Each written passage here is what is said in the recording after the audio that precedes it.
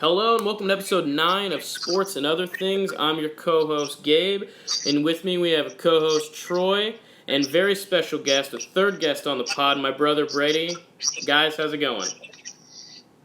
Going good. How's it going? Pretty good. Troy, you there? Oh yeah, I'm here. All right, well, so as a lot of people listening know, Troy and I are huge Cardinals fans. We've discussed it, a little bit. We're big Cardinals fans. We're excited for the postseason coming up. But what you don't know is that my brother is a big Cubs fan. So what we want to go over today is the Cubs and Cardinals are playing 7 of their last 10 games against each other. And the division race is so close right now that, it's going to be a really big deal, and it's going to be a big push for whoever makes the postseason. So we wanted to go ahead and discuss those the last 10 games for each of those teams, and then we also just kind of want to talk about the division winners and who's ahead in the division right now, and then the current wild card races. So if you guys don't have anything else, we can go ahead and get started. Yep, sounds good to me. All right. Well, so Brady, I wanted to get your opinion first. Being the Cubs fan, and knowing that the Cubs have been pretty rough on the road this season, how do you feel about the upcoming series? Well, I feel pretty good about the first four. The first four are at home. Right. And the Cubs have been pretty dominant at home this season. So I feel like we'll take 3 out of 4 there. But I'm definitely concerned about the final series there on the road at St. Louis. Obviously, if they take 3 out of 4 at home, it's going to be really tight going into that 3-game series, and I'm definitely concerned about that. And then also, I think what's more important probably is the series in between, making sure we take out the brooms for that series and go into Louis as strong as we can. Yeah, so, just kind of quick overlook, like the Cardinals, they've been better on the road than the Cubs for sure, but they still don't have a 500 road record. A lot of teams don't in the league. That's kind of normal for a lot of teams. So, the fact that they're playing 4 games at Wrigley is a little concerning. And the thing that I don't know if we're all aware of, the Cardinals and Cubs could beat each other up so much, plus the series in between, it leaves a room open for the Brewers. If the Brewers continue to play well like they have, they could take the division if the Cubs and Cardinals win so many games against each other. Yeah, that's absolutely right. I'm actually looking at the Brewers right now. They've got a home game against San Diego tonight that closes up that series, and they are.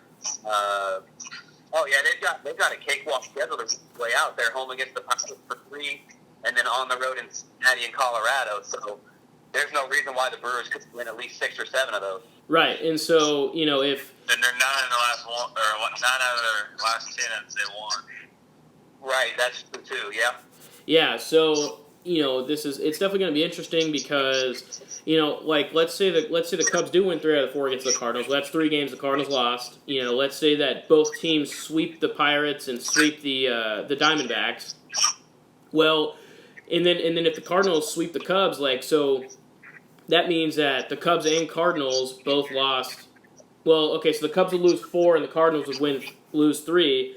If the Brewers go 9-1 again, they pretty much caught up that 2.5 game that they're behind. So.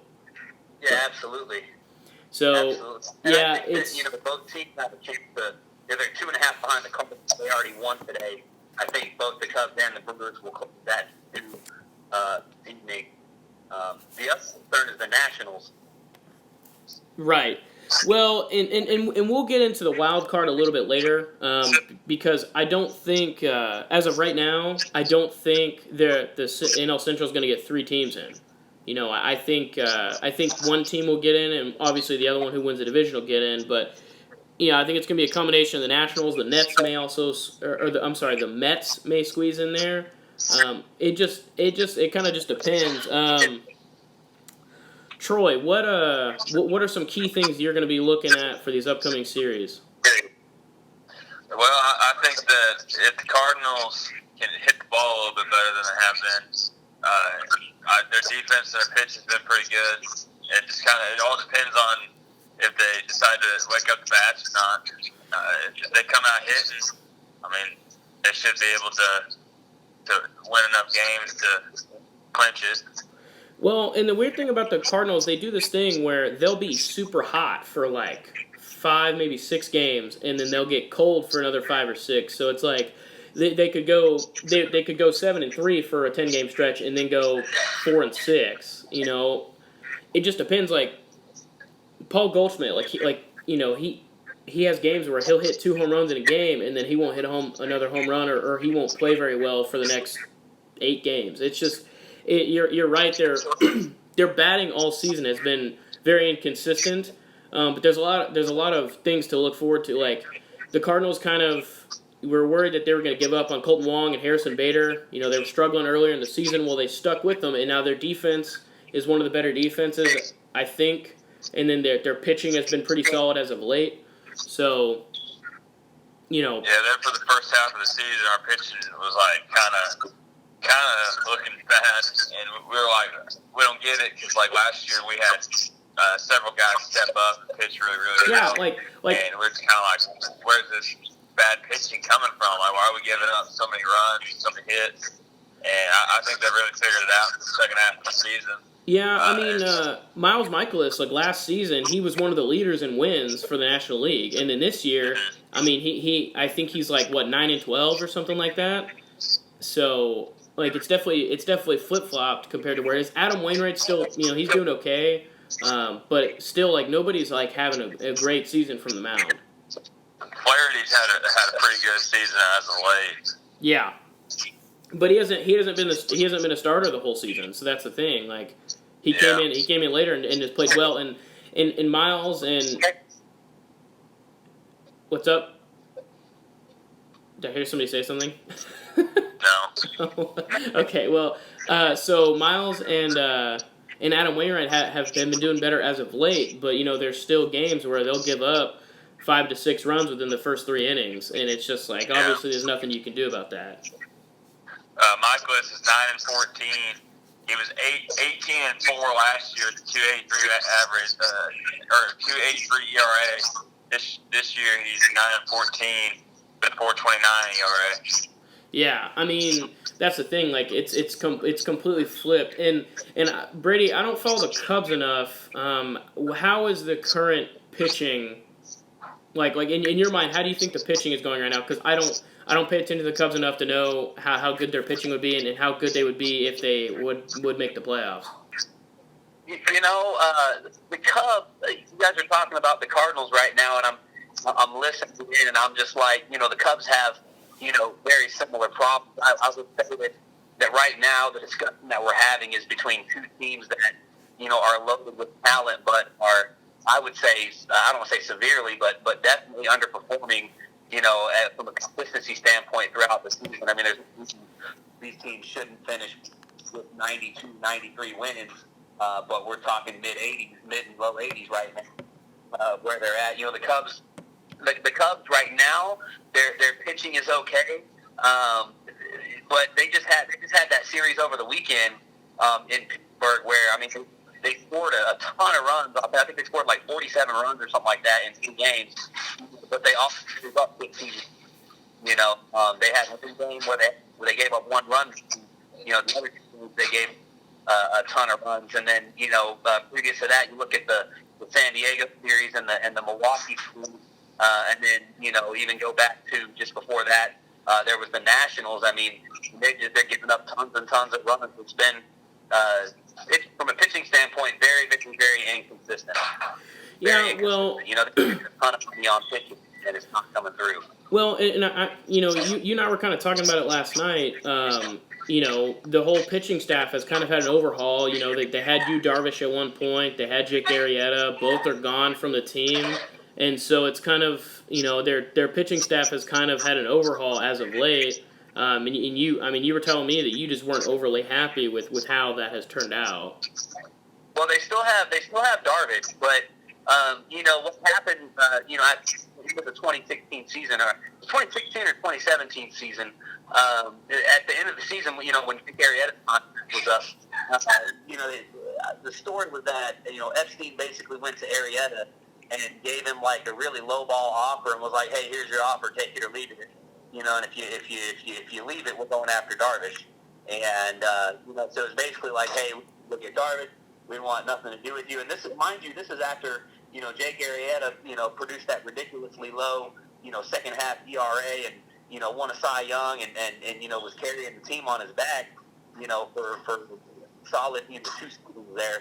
And they basically let Arrieta walk freely, and then they turn around and they go after Darvish. Darvish he's underperformed. I would say out of any pitcher that I've seen in my life that's been hyped up as much as Darvish, he's probably underperformed the most. It took him. He just got his first win at home in Wrigley like 4 or 5 weeks ago, and he's been with the team for a couple of seasons.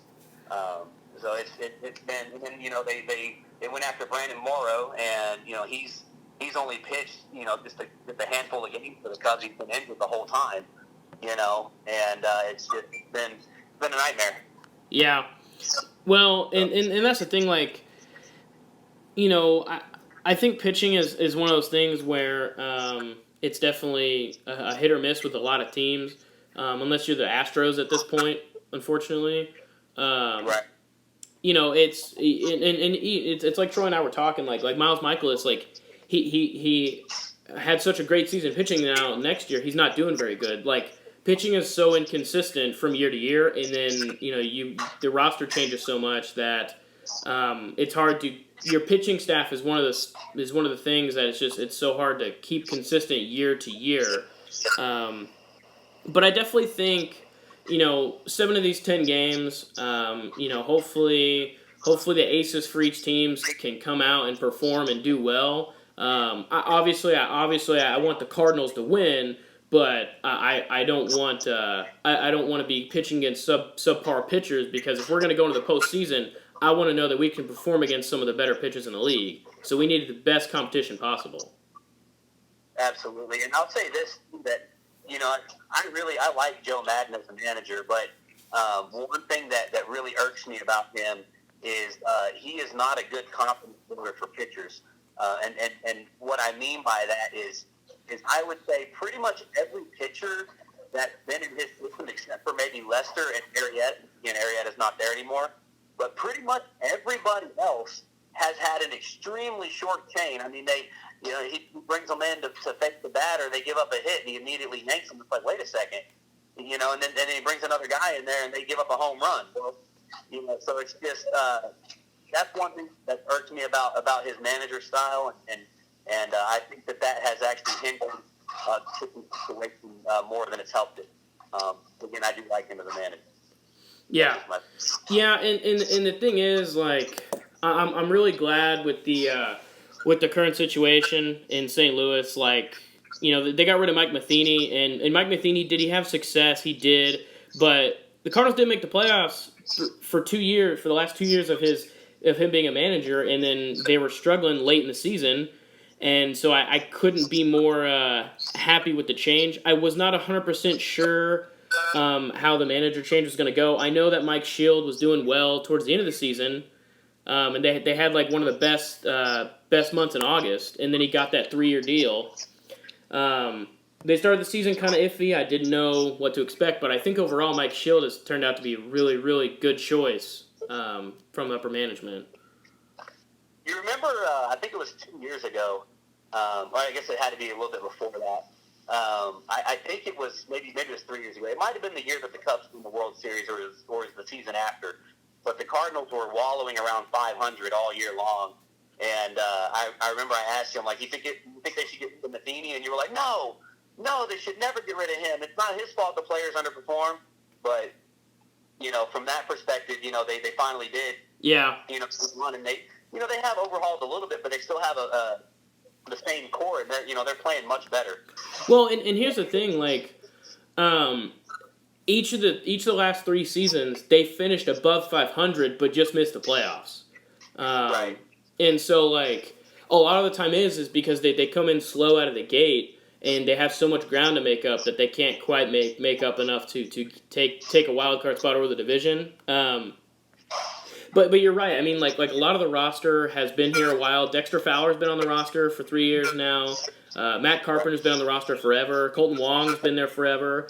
But we had these key additions like, bringing in Marcelo Ozuna a couple seasons ago and then getting Paul Goldschmidt over the last offseason. That has been awesome for the team. I'm pretty happy. But if they miss the playoffs again, like that's going to be really annoying. 4 years in a row, Cardinals missing the playoffs. It doesn't happen very often. I don't think they will. I don't think they will. Yeah. So pretty much, I think of the 7 games. I think the Cardinals are going to win 4 of them, and if they can do that and then take care of the Diamondbacks, I can't see them losing the division. If they only lose 3 of their next 10 games, then like they should have no problem with it. However, if they go 5-5, it's going to be very easy for the Brewers or Cubs to take that. Yeah, absolutely. And I think you're saying you think the Cards will win 4. I'm actually thinking the opposite. I think the Cubs will win 4. And again, that goes back to having the 4 games. The 4-game series is in Chicago. So I think that St. Louis will take 2 out of 3 at St. Louis for the final series. But I think that the Cubs will take 3 out of 4 in Chicago. Yeah. And then I think the Cubs actually have the better mid-series, if you will. Even though it's on the road, it's Pittsburgh who, since the All-Star break has really not been very good. I mean, it just absolutely thrashed Pittsburgh, this past weekend. So, I think the Cubs will at least win 2. I think they'll probably bring the Blues out again. But if they do that, they'll be in good position, I think, to at least catch the Cardinals and make it interesting for sure. Yeah. Troy, what's your prediction of the next 10 games for the Cardinals, specifically the 7-game series, or the 7 games that they play the Cubs? I see them. Yeah, I see the Cubs taking 3 out of 4 when the Cardinals come to Wrigley. But I see the Cubs sweeping the Cardinals to finish the season out. So I say. You mean wait? So what you're saying is you think the Cubs are going to win 6 of the 7 games? Do what? You said that you think the Cubs are going to sweep the Cardinals on the last series. I meant the Cardinals are going to sweep the Cubs. Okay, that's why I had to clarify. I was very confused, and I just want to make sure that I'm getting that correctly. I'm working on homework. Teams is cooking in the kitchen. You guys have been talking for the last 10 minutes. I got my words mixed up. The Cubs are going to win 3 out of 4 in Wrigley. The Cardinals are going to sweep in St. Louis. All right. Well, so that now that we got that squared away, we can kind of go into some of the other things. Just a quick glance at the American League. The AL East, the Yankees got that division. They have a 10-game lead over Tampa Bay. The thing is, the Yankees would have to lose all their last 10 games. Well, actually, they have, let's see here, they're 102. So, yeah, they have exactly 10 games left. They would have to lose all 10, and then the Tampa Bay would have to win all 10 just to be tied in the division. So, that's not happening. So, the Yankees got that division. The Rays are still alive. They have that second AL wildcard spot behind the Athletics. They have a half-a-game lead on the Indians. So, we'll see how that goes. You guys have a prediction as for the AL wildcard? The wild card looks interesting in the American League. I mean, obviously, Oakland seems like they've got one locked down. I think it would be very. I think Cleveland will catch Tampa Bay. They're only a half game back. Right. I personally think Cleveland will catch Tampa Bay. I think they have the better manager. They're familiar with pushing towards the postseason. They've been there the past few years. I really see Cleveland squeaking that one out. The half game is in the win column, so they're going to have an extra win in there. Right. But I think they'll squeak that out. Yeah. So the Athletics, like I said, they have a 2.5 game lead above the Rays for their first wild card spot. Yep. Technically, from a number standpoint, the Red Sox are technically alive, but there's no way. I mean, they're 9 games back behind the second wild card spot. They're done. Yeah. So that's pretty interesting. The Athletics, they're 31 games above 500. They're 92-61, but yet they're still 7.5 games back from the Astros because the Astros are awesome. Right. So that's pretty much locked up. Do you guys think there's a chance that the Indians could catch the Twins for the AL Central? They're 5 games back as of tonight. I don't know if that is including any games that have already been played tonight, but they are right now 5 games back in the loss column. No. Yeah, I don't see it happen. The Twins have been playing really well all season. They're 93-58. They got 5 players on the team that hit 30 home runs. Yeah, well, and the thing is, the Twins have a chance to win 100 games. Like, how long has it been since they won 100 games? I don't ever remember the Twins doing that well. Well, they're going to get there because they close out the season with 4 games at home against Kansas City, and then 2 3-game series at Detroit and at Kansas City. So you're basically playing the bottom cream of the crop, if you will. Okay, so they got 11 games left against the crap of the Major League Baseball. Okay. Yeah, and they only got to win 7 of them. I mean, that seems easy enough to do. That pretty much clears out the AL.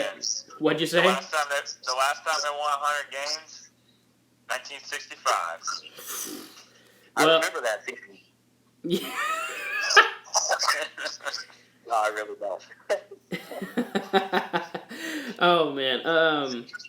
So then going to the American League, going to the National League, the Braves, they pretty much have the AL East locked up. They have a 9.5 game lead on the Nationals. There's no way. The Braves have been playing really well. They're also going to win 100 games, I feel like. They got exactly 10 games left, and I'm pretty sure they can finish the season going 7-3. So it's going to be close. I think they'll have 99 or 100, I think. Right. Well, and whoever wins the NL Central is going to be playing the Braves because there's no way that the Dodgers are not going to have the best record in the National League. Dodgers currently have and this is crazy. The Diamondbacks are 3 games above 500, and the Dodgers have a 20.5 game lead on them. Yeah. Dodgers are 98-54. They would have to finish the season with the worst stretch in the history of baseball to not get 2 wins.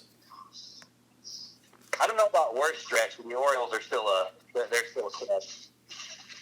Yeah, but the Orioles don't even have the worst record in the league. I know.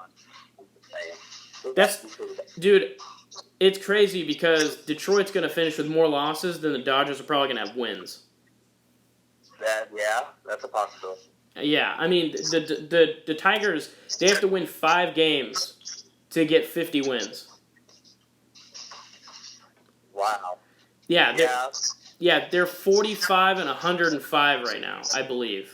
So they're probably going to finish somewhere around like 46, 47, and 113. Like, how many did Baltimore win last year? Wasn't it only like 42? Troy, do you know that? What'd you say? How many did Baltimore win last year? It wasn't very many. Yeah. I was just curious where Detroit is compared to that. I think they won. I think Detroit's already surpassed where Baltimore was last year. I think I remember them being in the somethings for win percentage, but I can't remember exactly how. Yeah, it's crazy. Last year they won 47 games. 47. Okay, so they're close. Whew. Yeah. Well, so like I said, the Braves pretty much got that locked up. We've already discussed the NL Central and how that's going to end up. Dodgers got the NL West. So the National League wild card is what's crazy. There are 6 teams still alive for the 2 wild card spots. Technically the Giants are alive, but they're 9.5 games out or something like that. So yeah, they're done. Yeah, so you have the Nationals who we already discussed. They have that 1 game lead on the Cubs and Brewers who are tied for the second spot. Then you have the Mets who are 3.5 games back. I mean, it is possible. Cubs and Brewers could not play very well. The Cardinals could just completely like destroy the Cubs and that could eliminate them. But the Mets have a pretty easy, or the Brewers have an easy schedule. So. I don't know. Like the Mets are 3.5 games back. It's possible. Probably won't happen. The Phillies are 4 games back. Same thing. Diamondbacks are 5 games back. Like that's a lot of good teams that are right there pushing the wild card. Yeah, I agree. But before we started recording, Troy and I were talking about how it's very funny that Bryce Harper left the Nationals to go to the Phillies, and the Nationals are going to make the playoffs, and the Phillies most likely will not. I thought it was funny. A lot of the ESPN were predicting that the Nat teams would make it to the NLCS and stuff at the beginning, before the season started. And I'm like, you guys are crazy. They just lost one of the best players in baseball, and somehow though they're there. They're pulling it off. They're going to make the playoffs. I didn't think there was any chance. I thought they were going to win about 80 innings this year.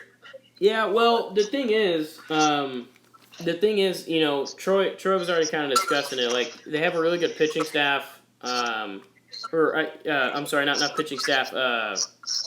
Really good starting pitchers, and they're typically better than a lot of the Philly players. Other than Bryce Harper, like Troy was also talking about how everyone in the lineup is better than the Phillies players. I think that there's a couple players on the Phillies that are really good. I think that JT Realmuto is one of the best catchers in the league. Bryce Harper's played like trash all year. Reese Hoskins, he's a pretty good player, and they got several other guys that are pretty good. But I think that the Nationals have some young guys in that outfield that have just balled out all year, and I think that the Nationals are a better team. Yeah. See, that's the thing. When baseball season started, for those first 2 weeks, you and I, Troy, you and I were pretty. We were keeping up with it. We were listening to a lot of the games, like at work when we had the opportunity. But man, I have been so out of it on other teams. Anybody other than the Cardinals, and then maybe the Brewers and Cubs a little bit. I pretty much haven't followed, and I wish I had followed them a little bit more. But if let's say the Cardinals win the division. I have a pretty good idea of the Braves and who they are as a team. I know they're a very good team, but let's say that they make the wild card. If they're playing the Nationals in the wild card, I have no idea how a 1-game series against them is going to go. Braves will win. Well, okay, the Braves would win if the Cardinals play them in the division, but I'm saying a 1-game series between the Cardinals and Nationals. I don't even know. I'd rather play the Nationals. Yeah, I would too, but then think about this. If you win that 1-game playoff against the Nationals, then you got to go play the Dodgers. Yeah, well. Yeah, so I mean, the Cardinals have a pretty good track record against the Dodgers in the playoffs. Yeah, we do. Matt Carpenter is like Clayton Kershaw's kryptonite. Seriously. I didn't hear what you said. So they showed a statistic. The last 2 times that Matt Carpenter has played against Clayton Kershaw in the playoffs, he's completely destroyed him. And Matt Carpenter's completely destroyed Kershaw? Yes. Well, it's because Kershaw in the playoffs isn't good. Right. You can say that again. Yeah, that's the thing. Like he's a very good pitcher, and he might be one of the better ones in the league. But when he gets in the playoffs, man, he's chocolicious. Well, I don't think it's so much that. I think that the Dodgers overuse him throughout the season, and then when he does get in the playoffs, like this last year, he had a pretty good playoff because he was hurt at times and didn't pitch 200-plus innings. I think that they overuse him, so by the time he gets to the playoffs, he's just done. Yeah. Yeah, and the thing is, like, I think the good thing with the NL Central teams, their records might not be as good as the AL East or AL or NL West, but that's because the Brewers, the Cubs, and the Cardinals have just beat each other up so much all season that the teams are better than what the record shows, I think. So I agree. So going up against the Dodgers, going up against Atlanta, even though they wouldn't have as good a record in the regular season, I think people would discount them if they don't follow the teams as much as we follow them. So we might understand them having a better chance because we understand what the Cardinals go through all season playing against the Brewers and the Cubs, and then the Cubs in the same position against the Cardinals. So. Yeah, go ahead. Go ahead. I was just gonna say. I mean, it's just like we were talking last night in the other pod that like you got the Browns and the Ravens, two quarterbacks that have been just balling out, Baker and Lamar, and they got to face each other twice, and they're in the same division. So I mean, it goes back to like whenever you play good teams all year long, your record's not gonna be as good, but. Yeah. I agree with the NL Central thing, and that's been a cycle for the last 6-7 years. Right. There's always three good teams, and it kind of rotates. The Pirates get in there a little bit, and the Brewers kind of drop out. But ever since, I guess it'd be the last 5 years for sure, because ever since Madden came to Chicago, it's always been the Cubs, Cardinals, and either the Brewers or the Pirates in the mix there. And they beat each other up. I don't know. I remember, Gabe, we looked a while back at the split, on the records versus the other divisions, and I thought that if I'm not mistaken, the Cubs and the Cardinals had a better record against their own division versus the other divisions, which would kind of, I guess, insinuate the opposite. Like, no, they're fine against the Central, and they're not beating each other up, but they struggle when they go outside of the Central. But that may not be true. Well, you may be right. I do remember looking at it, but that could be true. It's been a while since I've looked at the division breakdowns and how they play against each division.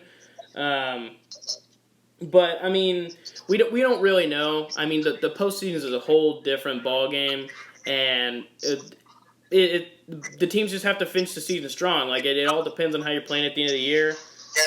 So, we just got to see how things go. Right. What do you guys think? As far as I know, we were talking about the wild card a few weeks ago. How do you guys see like because really the only division race left is the NL Central, and then coupled with that is the NL wild card. How do you guys see that? How do you guys see that shaking out? There's really 4 teams in the race. I know there's the other 3 teams there, but they're 3.5, 4 teams out, so they're going to have to really press, and there's going to have to be a massive collapse by a couple of teams for those guys to even have a chance. Out of those 4, or maybe you guys have a dark horse pick, but how do you guys see that shaking out? Joy, you go ahead.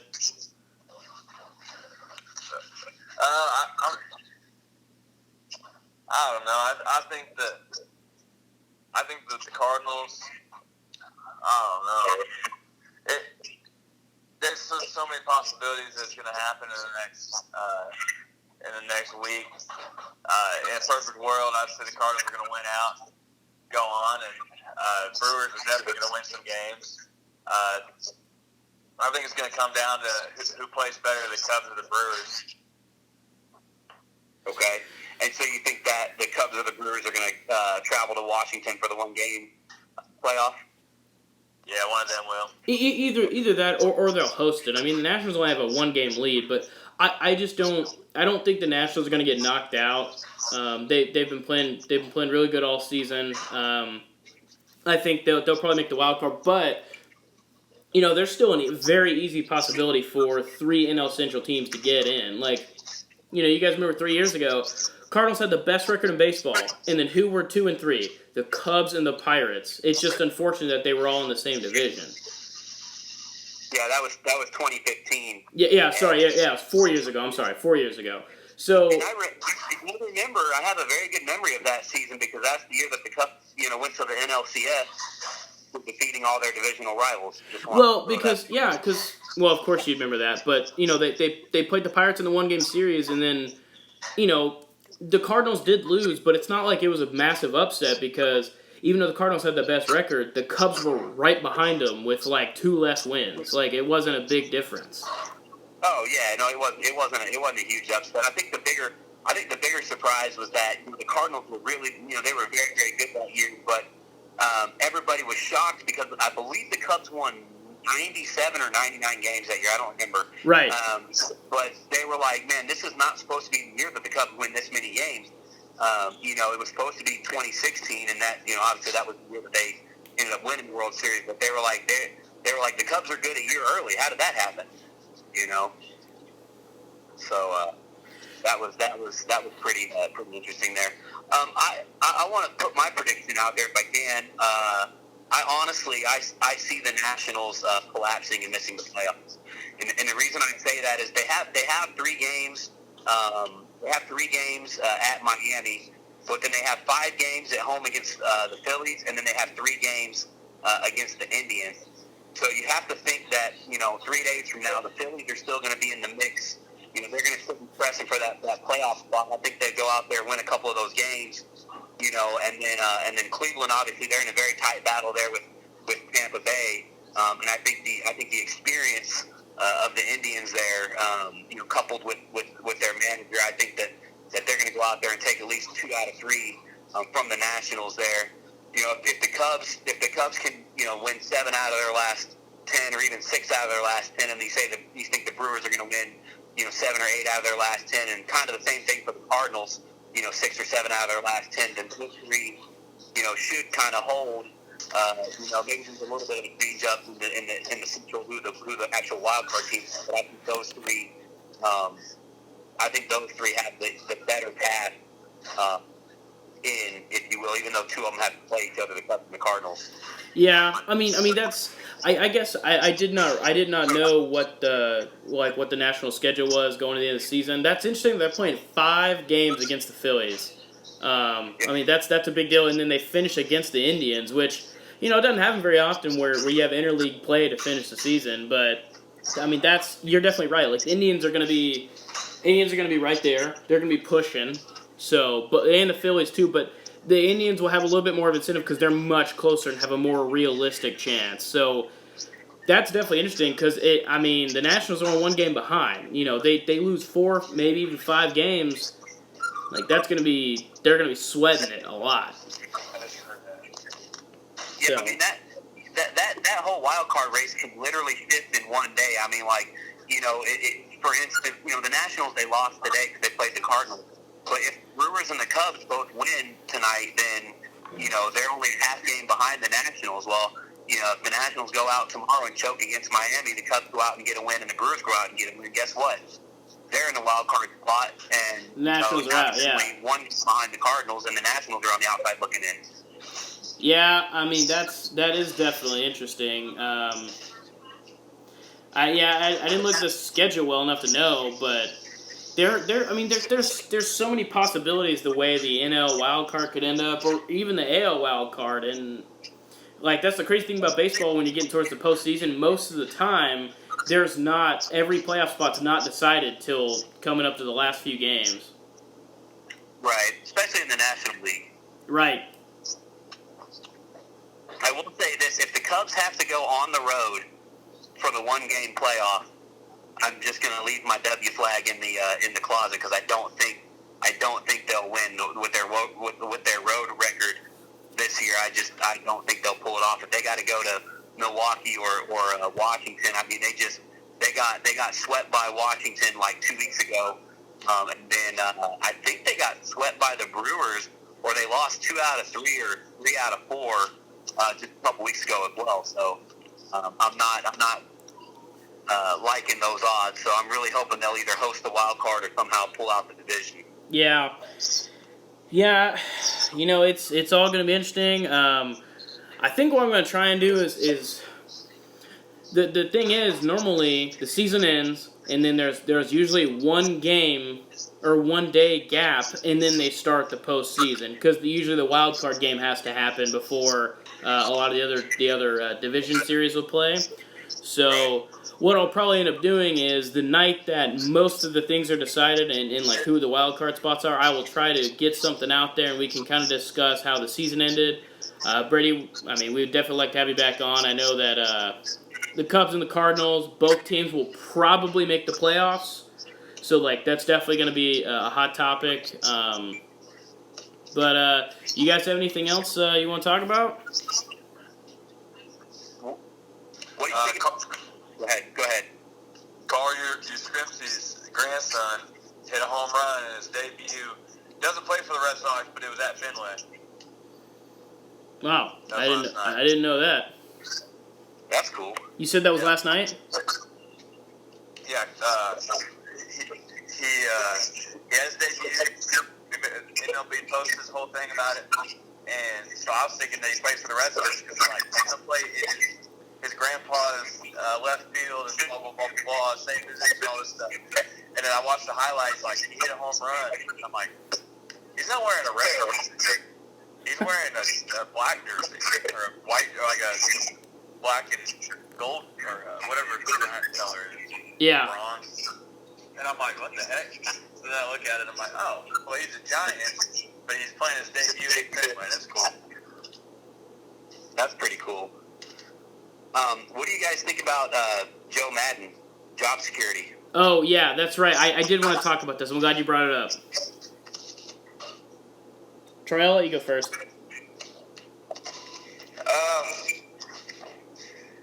Depends on how the next 10 games go. If he gets beat pretty bad in the next 10 games and they miss the playoffs completely, he's probably out. If he gets into the wild card and loses, he probably, it could go either way. It depends on how management's feeling. They might test it one more year. If he makes the playoffs and stays, like wins and goes, I think that he'll continue to coach there. Yeah, my thing on Joe Madden is I've never really been a big fan of the guy. Even before he came to the Cubs, because he was on the Tampa Bay Rays, and people kept asking if he was going to leave, and he said, he's a Tampa Bay Ray. That's where he wants to be, whatever. And then like 3 months later, he's the new manager of the Cubs, and I just didn't like. I hate when people are fake and they act like this is the place they're going to stay, and then they decide to leave and go somewhere else. I wasn't a big fan of that move. We're talking baseball. What? I mean, I had to. I didn't hear what you said. Sorry to interrupt, but Durant, Oklahoma tried to change their name to Westbrook. Oh yeah, I thought that was hilarious. Yeah, okay. Well, and that's the thing. Like, maybe I feel the same way because of that. I don't know. But as far as his job security, goes, I think, like Troy said, if they don't make the playoffs, he's probably gone. If they do make the playoffs and they don't do very well, that's kind of iffy. They may give it one more shot.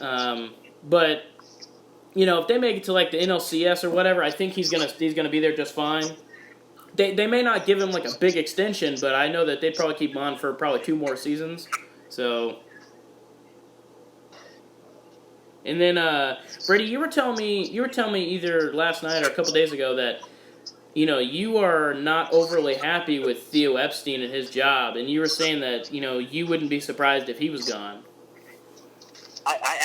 I wish that Theo Epstein would go, and I know that is a weird thing to hear somebody say because Theo Epstein is an amazing general manager / president / everything that he does for the front office. He is absolutely amazing at what he does. But Theo Epstein has a philosophy, and his philosophy is you never stay in the same job for more than 5 years because you become complacent, and I don't know if this is why he thinks that way, but you become complacent in it, and you don't think the same way as you did on day one, if you will. And that I think that's become kind of clear with Epstein where he's at right now. He's, in my opinion, made some very, very, very poor front office decisions with with personnel and some of the guys he's gone out and gone after and things. I'm not him. I think that, I think Madden's at fault for some of the lack of success, if you will. But, if you don't have the right players, the right chemistry, I'm not happy with the way they did Jake Arrieta, and I'm not a huge Jake Arrieta fan, but the way that they did that deal, basically like, here's a it wasn't a minimal offer, but here's a measly offer for you.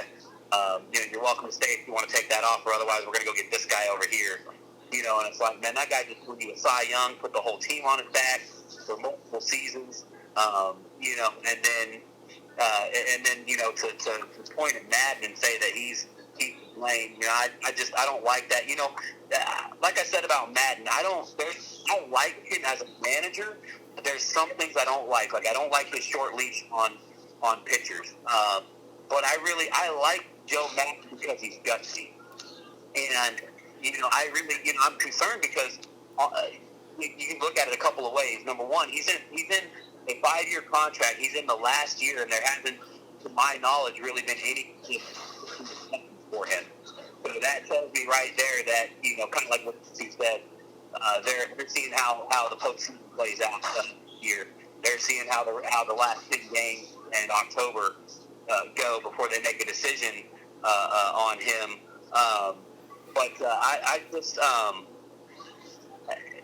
I think honestly they need to give him an extension. He needs to stay, because when you look at a guy like Joe Madden, you have to ask yourself, well, if we let him go, number one, he can go anywhere in baseball that he wants to. So, there's a potential that, the Pirates might pick him up, or even the Reds maybe. Though I think the Reds will probably stick with their manager, because they're starting to move a little bit. But, you can end up competing against this guy, number one. And then number two, who are you going to find that is that caliber that's available? Mike Matheny. No. I'm just kidding. Just if Mike Matheny comes to the Cubs, I will probably not follow Cubs baseball for about 3 years. I'm a Cubs fan. I've been a Cubs fan my whole life, but that would just be. I don't think Mike Matheny is very good, honestly. man. I think he was a good assistant. Say what? I think he was good whenever he was like part of the coaching staff. I don't think he's a good head coach. Yeah, he Right. The guy was behind Tony La Russa. It's very easy to to look good behind Tony La Russa. Well, he won a World Series. Matheny won a World Series, right? But that was the year that. No, he went to the World Series, but they lost to the Red Sox. Okay. And then they lost it. They lost an NLCS twice. Right. That's not a bad track record, but I think you have to accredit some of that to the fact that for the early 2000 and teens and the mid 2000 and teens for the apologize about that alarm there for the Cardinals. That team was loaded. The pitching staff was dynamite. And the offense and defense was just. There was nobody that was touching the Cardinals. Honestly, right. They were the best team in baseball by leaps and bounds. Yeah, they lost. It's baseball. Right. Well, and here's the thing. They won the World Series, and then Tony La Russa retired, and then they lost the NLCS. They went to the World Series. They lost the NLCS. They had the best record in baseball and lost in the NLDS. And then they lost and then they didn't make the playoffs 2 years after that. So you really saw the caliber of the roster that was there at the end of the Tony La Russa era and the beginning of Mike Matheny, and they were good for those first 2.5 to 3 years, and then that 4th year were really good, and then just tailed off dramatically. Yeah, and there's some veteran players there, like John Lackey. It was like, okay, we can either give him a lot of money or let him go. And then what happened? He came over to the Cubs and won a World Series. Yeah, that was because of John Lester. Okay. Well, no, of course. I'm saying that there's always veteran turnover. Right, right. Even then, the young players that were coming up, the Colton Longs, you guys have had. We were just loaded. I was surprised that that's why a couple years ago I was like, man, they need to get rid of Medini. So, anyways, back to the Joe Madden thing. I don't think that if they hired Mike Medini, I'd probably cry. I don't know. I'd have to hide my Cubs jerseys in my closet or something. So, it would be. I'd see, so that's the reason why I'm like, you know what? You've got to keep Madden. In my opinion, you've got to keep him. Assuming he makes the playoffs this year, he would have made the playoffs every year. He won a World Series for the first time in 108 years for your program. I think you just need to get the right personnel in there, and we just need a couple of tweaks, a little bit more consistency on offense, and really we just need more consistency across the board. We've got the talent, we just need the consistency, and I don't think that that's something that Madden can do. I don't think that's necessarily Madden can't control that. I would say. Yeah. I mean, Theo Epstein's in charge of the roster. He's been making the roster decisions for a while now. Madden can only do so much. You're exactly right. So that's I think they should renew his contract for 3 years. Yeah. And 6 years. Yeah. Well, I mean, I agree with that. It's been nice to talk about baseball. I don't talk about baseball very often. The biggest topics I do is talk about college football, NFL, and then NBA. So it's nice to be able to take this time to talk about MLB.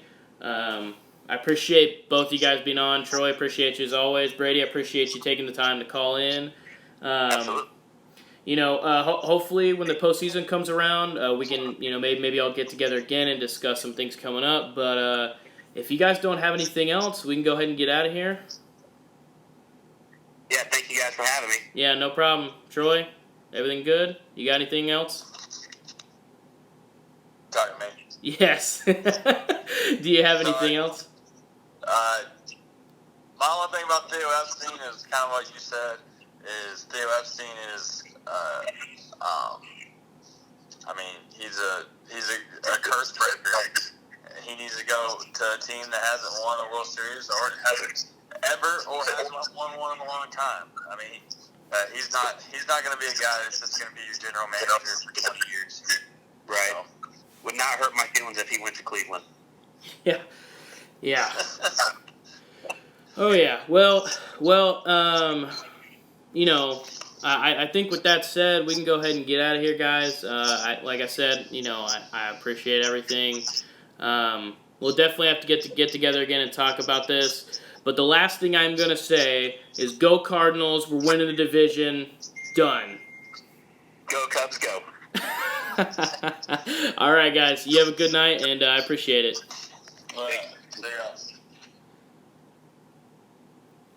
Alrighty, well that's pretty much all we have for tonight's episode. I appreciate you guys listening again.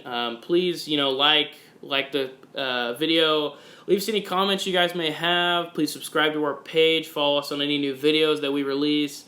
I hope next week. I hope that I can actually stick to my word this time and actually come out with a video that's just all fun stuff, no sports related. I hope to get that up by next week. Some events coming up in the future. We have NBA Media Day coming up in like 2 weeks, 2.5 weeks, something like that. And then it's going to be training camp and then stuff like that. So the NBA season's quickly approaching. I will probably try to get together with Troy and do something on that. If not, my biggest sport that I follow is the NBA. So I can definitely handle talking about it for a long amount of time by myself. But definitely like to get Troy, maybe even another guest on to discuss that. So that's what we have coming in the near future. As always, we'll talk about any big news in the college football, NBA, NFL, and then we'll definitely be going over all the MLB postseason stuff because that is literally right around the corner. We got anywhere between 10 to 12 days before that season or before the postseason starts. So I appreciate you guys as always. If you have any questions or comments that you'd like to leave me, you can always email me at saotpodcast@gmail.com. Always welcome there. I'll try to get back to you as soon as I can. But with that said, you guys have a good one.